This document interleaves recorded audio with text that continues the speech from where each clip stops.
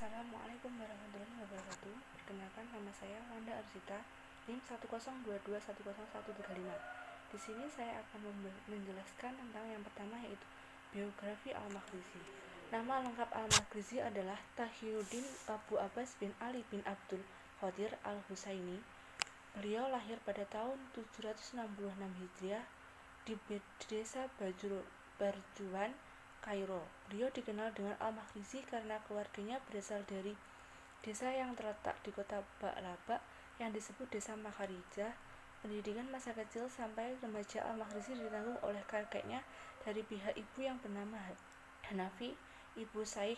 Beliau menganut mazhab Hanafi. Pendidikannya ditanggung oleh kakeknya karena kondisi perekonomian ayah beliau yang lemah. Bermula dari kakeknya yang menganut mazhab Hanafi menyebabkan Al-Makhrizi tumbuh dengan menganut mazhab tersebut. Pada tahun 786 Hijriah, beliau berpindah ke mazhab Syafi'i. Hal ini terjadi setelah kakeknya wafat. Bahkan pemikirannya berkembang cenderung menganut mazhab Zahiri. Disebutan Al-Makhrizi berasal dari Makharijah yang merupakan tempat terpencil dari kota. Aktivitas-aktivitas inilah yang seringkali beliau lakukan semasa kecilnya adalah rihlah ilmiah, seperti mendalami fikih, hadis, dan sejarah para ulama besar yang hidup pada zamannya.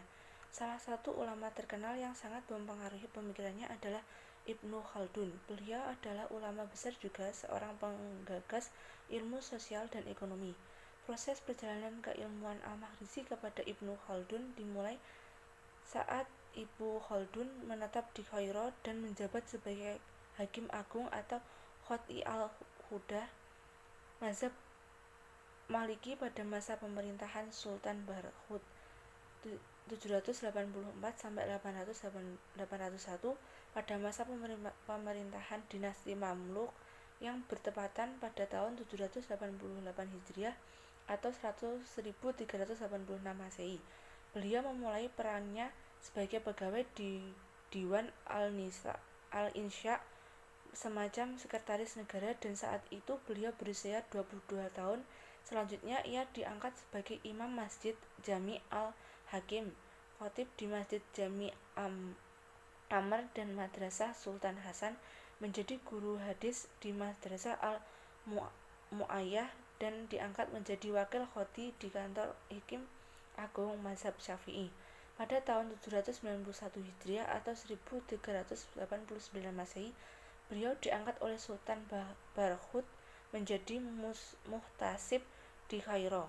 Jabatan ini berjalan selama 2 tahun dan pada masa ini juga beliau mulai banyak bersentuhan dengan berbagai permasalahan perdagangan, pasar, dan mudharabah, sehingga perhatian beliau terfokus pada harga yang berlaku, kaidah-kaidah timbangan, dan asal-usul uang. Yang kedua, kitab Al-Makhrizi. Selama hidupnya, Al-Makhrizi produktif menulis berbagai bidang ilmu, terutama sejarah Islam. Lebih dari 100 buah karya tulis telah dihasilkan, baik berbentuk buku kecil maupun besar. Buku-buku kecilnya memiliki urgensi yang khas serta menguraikan berbagai macam ilmu yang tidak terbatas pada tulisan sejarah. Al-Syayyal mengelompokkan buku-buku kecil tersebut 4 kategori.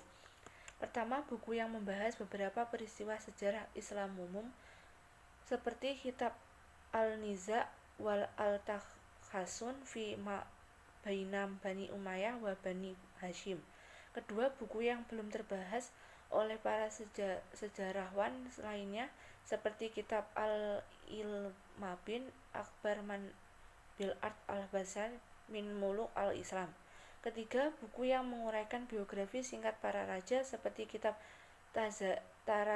Tarazim Muluk al-Ghorab dan kitab Al-Masbuk bizikir manhaza min al-Khulafa wal al-Muluk.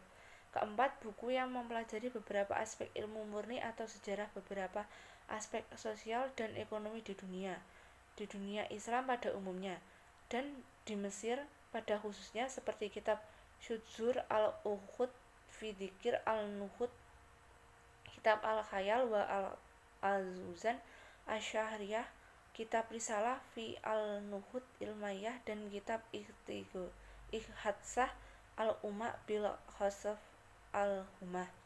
Sedangkan terhadap karya-karya Al-Maghrizi yang berbentuk buku besar, Al-Syayal membagi 3 kategori. Pertama, buku yang membahas tentang sejarah dunia seperti kitab Al-Khobar, Al-Bashar. Kedua, buku yang menjelaskan sejarah Islam umum seperti kitab Al-Durar, Al-Mudi'a fi Tahqiq Al-Dulah Al-Islamiyah.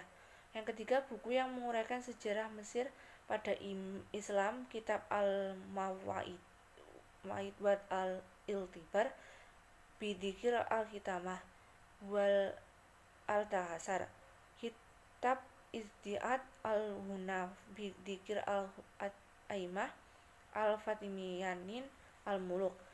Yang ketiga, pemikiran ekonomi Al-Maghrizi.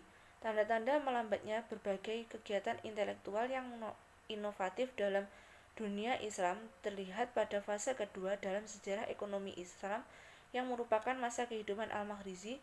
Corak pemikiran Al-Maghrizi tentang ekonomi sangat dipengaruhi oleh latar belakang kehidupan yang bukan seorang sufi dan filsuf dan relatif didominasi oleh aktivitasnya sebagai sejarawan muslim. Beliau memfokuskan perhatiannya pada beberapa hal yang mempengaruhi naik turunnya suatu pemerintah, juga selalu melihat setiap persoalan dengan flashback dan mencoba memotret apa adanya mengenai fenomena ekonomi suatu negara. Atas dasar ini, dapat dikatakan bahwa pemikiran ekonomi Al-Maghrizi cenderung positif. Satu hal yang unik dan menarik pada fase kedua yang notabene didominasi oleh pemikiran yang normatif. Yang keempat, cara memakmurkan negara. Cara Al-Maghrizi memakmurkan negara. Yang pertama yaitu mencegah korupsi dan administrasi yang buruk, akhlak dan moral pejabat agar sesuai dengan ajaran Islam. Yang kedua, Al-Maghrizi mengajukan agar pemerintah mengembalikan besaran pajak sesuai dengan tarif yang berlaku. Yang ketiga, Al-Maghrizi mengajukan solusi untuk mengembalikan harga-harga barang dan jasa menjadi seperti sebelum krisis, yaitu dengan sistem moneter alami. Mungkin sekian dari saya. Akhiran, wassalamualaikum warahmatullahi wabarakatuh.